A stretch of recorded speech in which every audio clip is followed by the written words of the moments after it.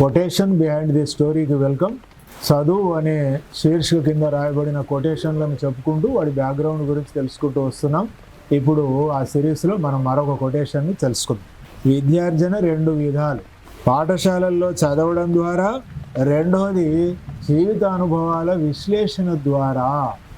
జీవితానుభవాలు ఉండగానే సరిపోదు, జీవితానుభవాలను ఎనాలిసిస్ చేసుకోగలగాలి. అది ఇందులో ప్రత్యేకంగా చెప్పడం. మౌలికంగా విద్యార్జన రెండు మార్గాల ద్వారా మనకు లభిస్తుంది. ఒకటి పాఠశాల ద్వారా లభిస్తుంది విద్యార్జన, రెండవది దేని ద్వారా లభిస్తుంది? జీవితానుభవాలను విశ్లేషణ చేసుకోవడం ద్వారా లభిస్తుంది. అంటే చాలామందికి జీవితానుభవాలు ఉంటాయి కానీ వాటిని విశ్లేషణ చేసుకోరు. విశ్లేషణ చేసుకుంటే ఏం జరిగింది, ఎందుకు జరిగింది, మంచి ఏమిటి, చెడు ఏమిటి, చెడు జరగకుండా ఉండాలంటే ఏం చేయవలసి ఉంటుంది, అది ఎక్కడ ఉంది, అటువంటిది ఎవరికైనా అనుభవం ఉందా, మనం తెలుసుకోవాల్సింది ఎక్కడన్నా ఉందా అని ఇట్లాంటి అనేక ప్రశ్నలు, సమాధానాలు ఇవన్నీ కూడా విశ్లేషణ ద్వారా వస్తాయి మనకి. సో అంచేత ఈ విద్యార్జన అనేది ఇంతకుముందు చెప్పుకున్న కొటేషన్లో ఏమన్నాము, నేర్చుకోదలసిన వారికి జీవితం కూడా ఒక మహాగురువే అని అన్నాం. మళ్ళీ ఇక్కడ ఏమంటున్నాం, విద్యార్జన రెండు విధాలు. ఒకటి ఏమిటి?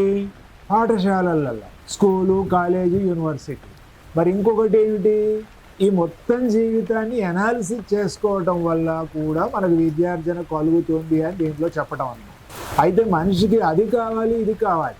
ఈ విద్యార్జన అనేది మనకి రెండు మార్గాల ద్వారా, రెండు సాధనాల ద్వారా మనకు లభించాలి, మనం తీసుకోవాలి. ఉంది నిజానికి మనకు మొదటి నుంచి స్కూలు ఉంది, ఈ మొదటి నుంచి కూడా ఈ నేచర్ కూడా ఉంది. నేచర్లో భాగం జీవితం, నేచర్లో భాగం స్కూలు, కాలేజీ, జీవితం. ఇవన్నీ మన మొత్తం ఈ జీవితంలో, ఈ నేచర్లో ఇవన్నీ భాగం. ఈ వర్షం ఎందుకు కురుస్తుంది, ఏ కారణం వల్ల కురుస్తుంది, కురిస్తే ఏం జరుగుతుంది, కురవపోతే ఏం జరుగుతుంది, ఇదంతా కూడా మన అనుభవాలు. వర్షం కురవడం అనేది ఒక అనుభవం, మనం వర్షంలో తడవడం అనేది ఒక అనుభవం. అంచేది దీన్ని మనం ఎనాలిసిస్ చేసుకుంటాం. ఈ వర్షానికి మనకి ఉన్న సంబంధం ఏమిటి, ఇది ఎనాలిసిస్ అనమాట, ఇది విశ్లేషణ అనమాట. ఆ వర్షం కురుస్తుంది అంతే, అంతే అనుకుంటే ఏం మనకి నాలెడ్జ్ రాదు, మనకేమీ విజ్డమ్ రాదు.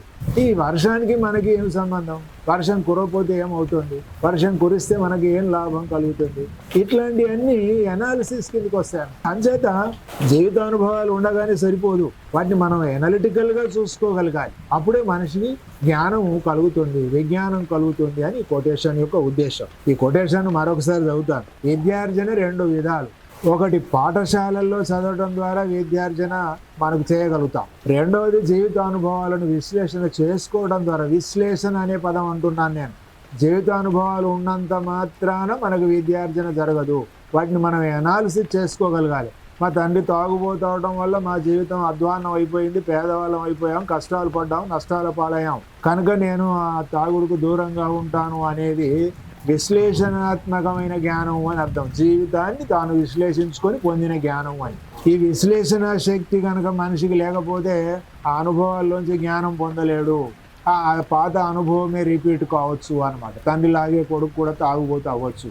తండ్రి జీవితాన్ని, తండ్రి తాగుబోతు వ్యసనాన్ని కొడుకు గనక విశ్లేషణ చేసుకోకపోతే, మంచి చెడ్డలు తాను గుర్తించకపోతే తండ్రి దారిలోనే సాగిపోతాడన్నమాట. ఇది విశ్లేషణ యొక్క పవర్, విశ్లేషణ యొక్క శక్తి ఇది.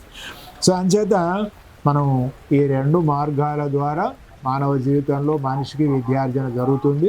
తప్పకుండా ఈ రెండు మార్గాల ద్వారా కూడా మనిషి జ్ఞానాన్ని, విజ్ఞానాన్ని మనం అందిపుచ్చుకోవాలని ఈ కొటేషన్ యొక్క ఉద్దేశం. మనం మరోసారి మరో కొటేషన్తో కలుస్తాం.